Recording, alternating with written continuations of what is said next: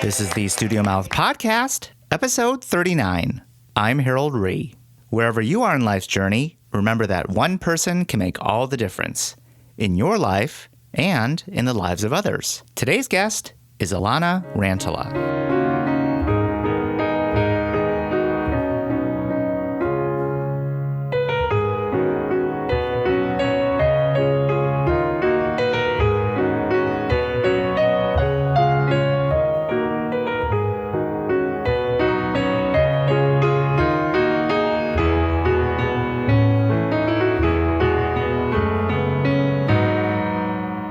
That's Winter Waltz from her album, Recognize.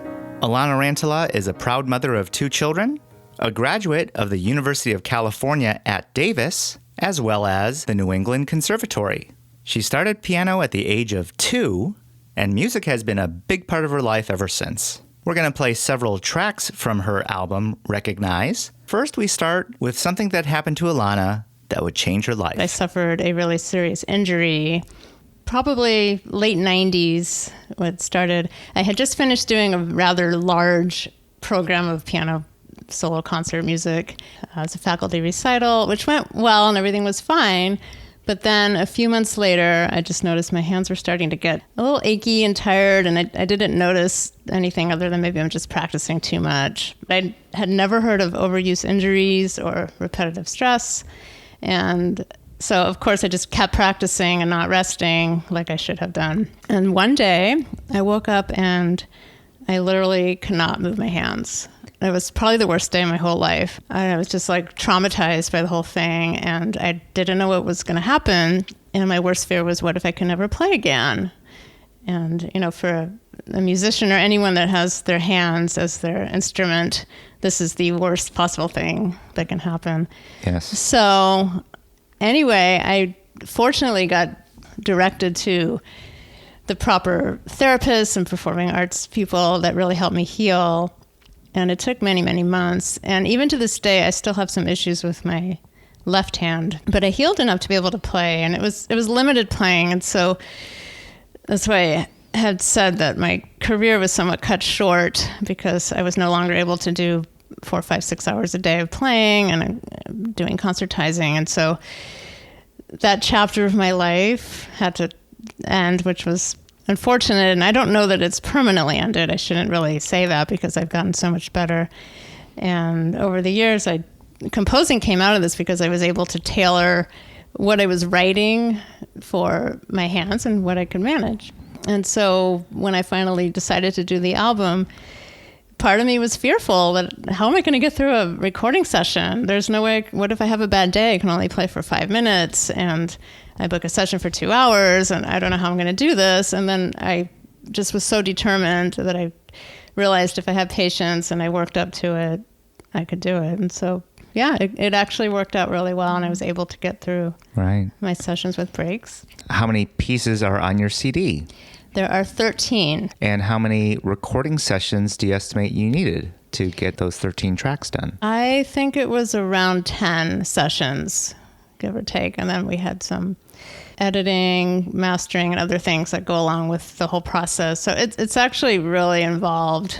I thought at first I would just go in and play everything once or twice. It'd be done in a couple of times. Here's Alanna discussing the 5th track on her album, Adam's Song. Adam is my 17-year-old nephew, but I had composed this for his bar mitzvah when he was 13. And originally it was a piece for my sister to play flute and me on the piano. A lot of my pieces, those of you in music will realize there is a form to it because I was brought up that way with my training, and there's an introduction, there's a main theme, there's maybe a bridge or different section, a different key, and then a conclusion. And, you know, this one had maybe elements of pop music in it, the chords, the harmonies, very pleasant and listenable.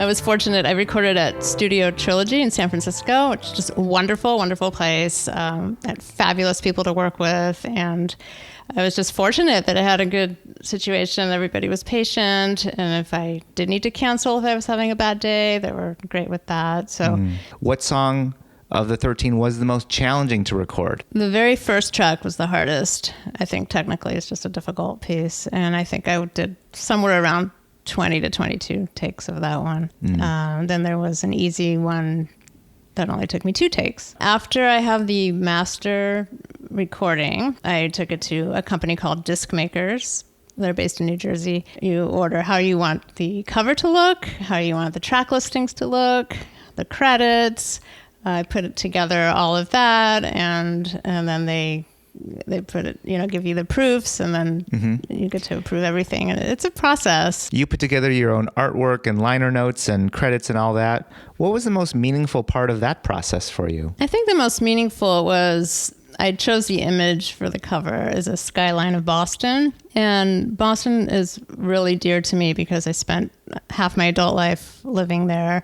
And it's just is a real symbolic, and my music life, everything important to me happened in Boston. Everything from being in my 20s and not knowing what direction I was going to be going in, and to all the way to getting married and raising my family. So a lot of important things happened. Yeah, and then the inside cover, I chose an image of San Francisco, which is my home now. This is track number 11 from her album Recognize, called If Time Stood Still. My family and I were waiting for a table at a pizza place just downtown one night, and we had a cousin visiting with their little daughter. I think at the time my kids were probably 7 and 4. We were waiting for a table, and we sat outside, and then we decided they wanted to pose for some pictures because little kids like to do that. Sure. And as I was taking the picture, I thought, wow, they're not going to be this little forever. They're going to grow really fast. Later that night, I came home and I sat at the piano. I didn't even turn the lights on. I think it was in the dark. And I just started writing this piece, thinking of the picture of the kids and how I wanted to just hold that moment of their little faces and make the moment freeze.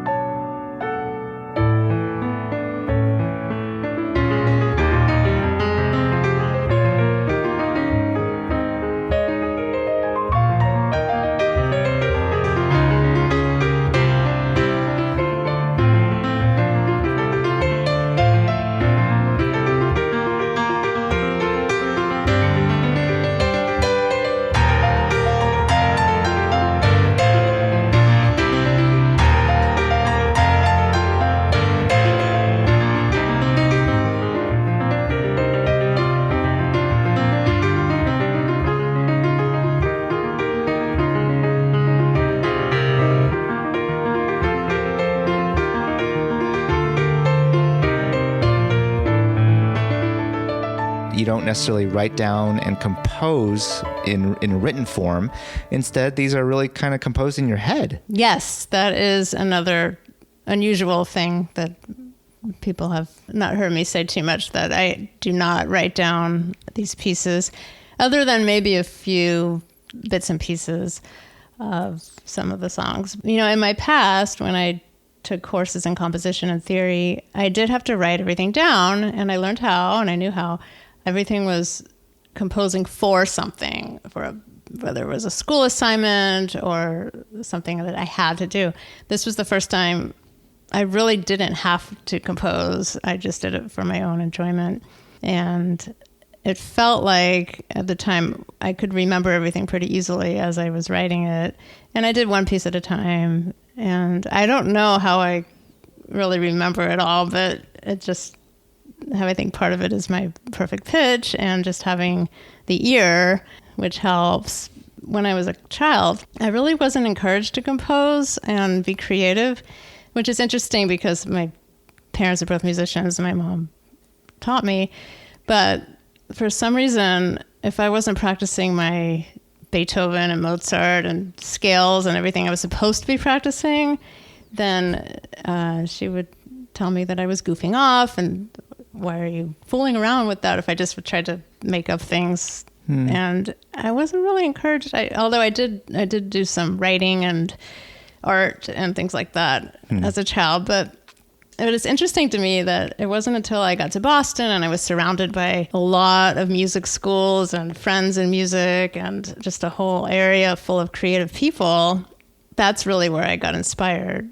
Going back to your health with your hands, and was it just your hands? Was it your arms? I mean, how the heck did you end up healing yourself? It was in both my hands, not my arms, although I would say maybe a little bit of forearm, just all the muscles involved in playing. I had to stop playing for about a year. I don't mean that I didn't touch the piano at all, but I couldn't really play.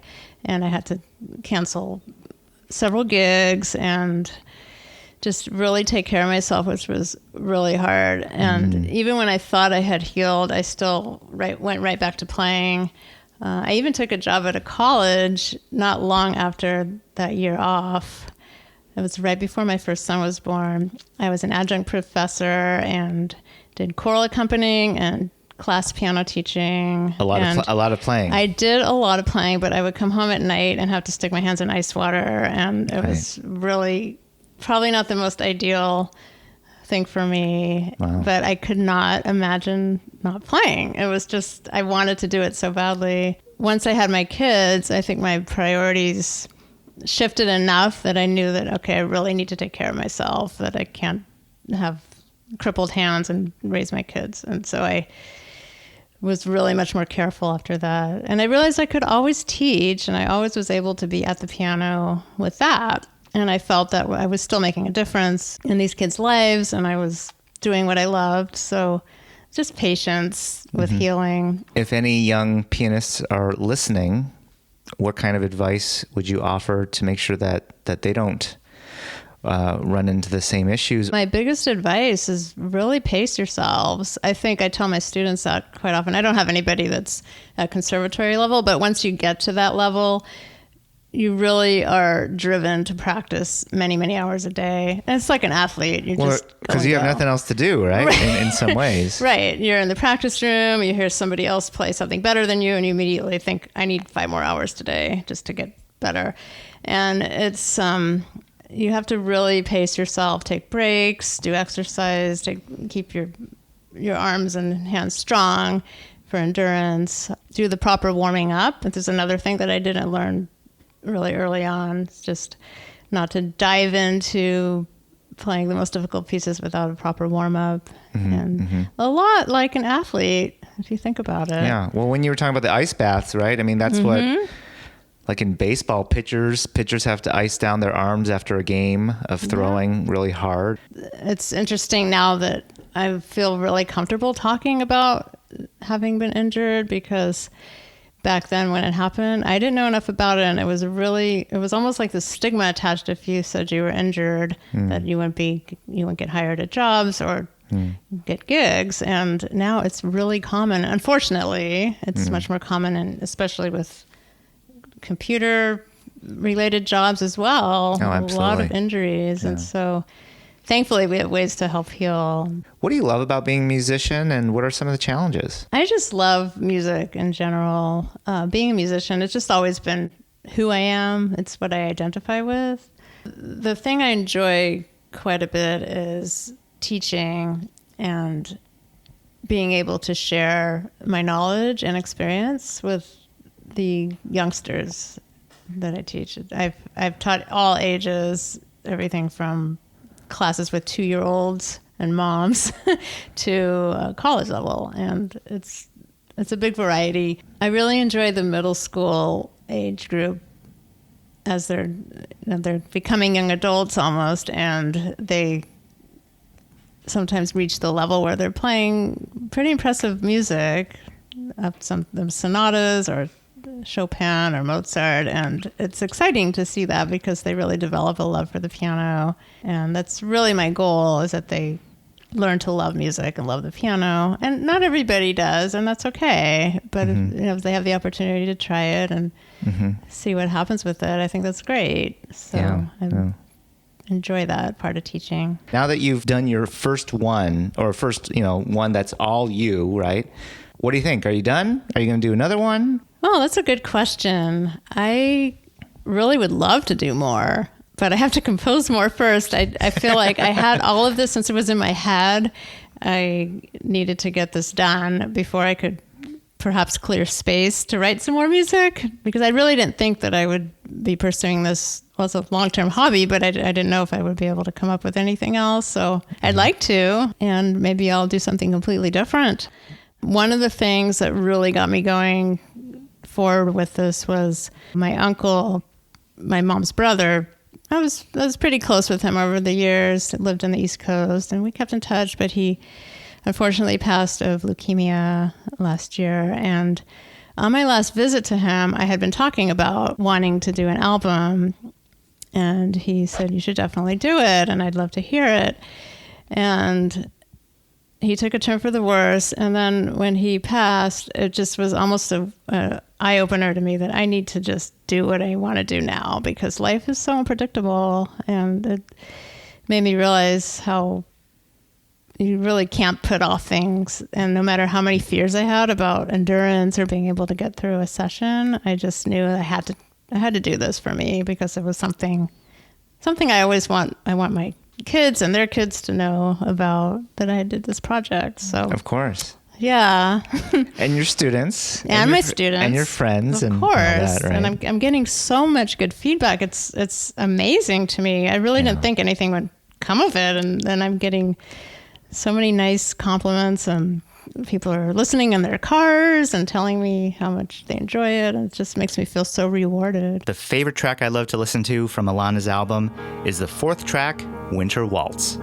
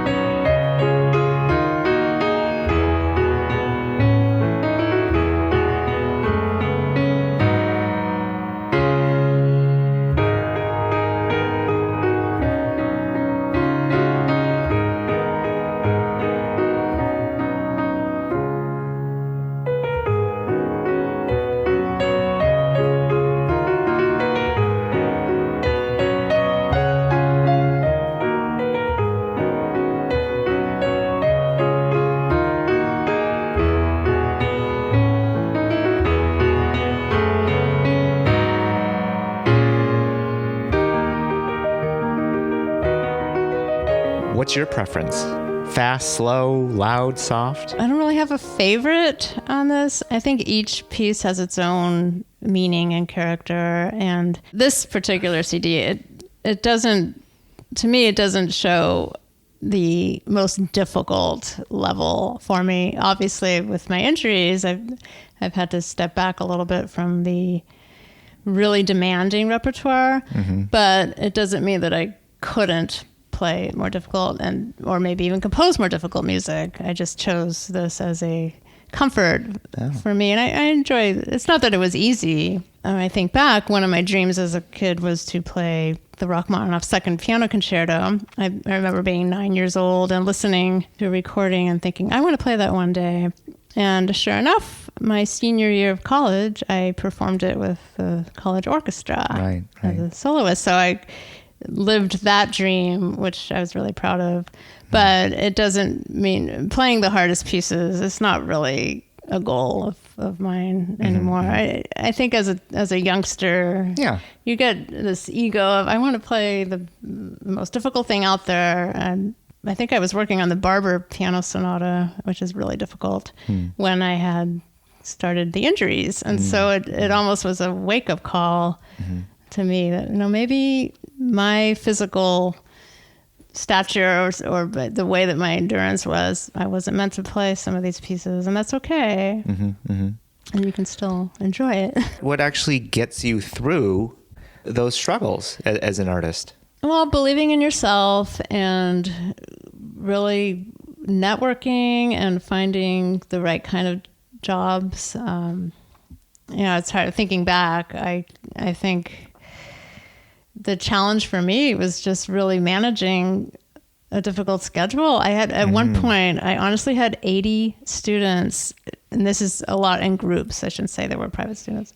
Group classes and going to various different locations, teaching and playing, and it was really busy. I think I worked 7 days a week. That's insane. It was insane. And of course I didn't have a family yet, but I still remember thinking I was almost a little bit lonely too, because I worked hard and I would come home and then I just felt like I didn't have a lot of downtime and it was hard at that point. And so I'm not sure I would have kept it up for years and years. I don't know. I might have had to turn to another type of a job. How do folks look you up? How do folks purchase the album? Right now, the album is only in the CD form. I am thinking eventually I will put it digitally online, but I'm starting with the actual CD because I feel it's a tangible thing. It's something I like to have in hand, and people can have an actual disc. So to contact me, it is abrpianomusic@gmail.com. And that would be to just get in touch and say that you would like an album. And I have a PayPal link that I can email to you. And there is a YouTube clip, preview I could call it. And you can look up ABR Piano Music. And that is a little preview of my album. It's about a minute long. What's the best advice you've ever been given? I think be yourself. Be who you are. I always remember one of my teachers at the conservatory, very stern, old-fashioned, could actually make me cry. It was mean at times, but nevertheless, I learned a lot. But I remember him saying, "You're a fighter." And that stuck with me for years and years, that whenever I thought that I was getting beaten down by my injuries or life or just everything gets too much, I just keep remembering to believe in myself and to keep fighting. So I feel especially proud of this album because of all that. I really didn't think I could do it until I started believing more and being able to do it. When I think of the word recognize, I think of like looking in the mirror and truly seeing yourself, or... It does. It makes me think of what you just said. I think of recognizing the ability in myself that I didn't know I had. Being able to be happy about something. Yeah, it could mean anything on any given day. Right. Okay. But that's a great way to put it. Before we play the final track, just want to say thank you to Alanna Rantala for sharing her story.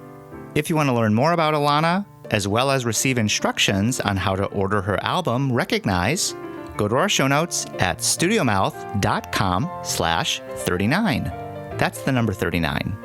Remember that one person can make all the difference? That person might be you. So make a change today. Here's Alanna Rantala discussing the final track, Unspoken Words. Have a great day, everyone, and see you next time. Unspoken Words reminded me of my younger son and how he's not a boy of many words, but he and I always seemed to understand each other. And it just seemed like that was the way that we sometimes want to express things is through music. And I felt like the piece was very expressive in terms of harmony and melody even, and just how it had a lot of character to it. And I realized sometimes you can say a lot with music and not have to say a lot with words.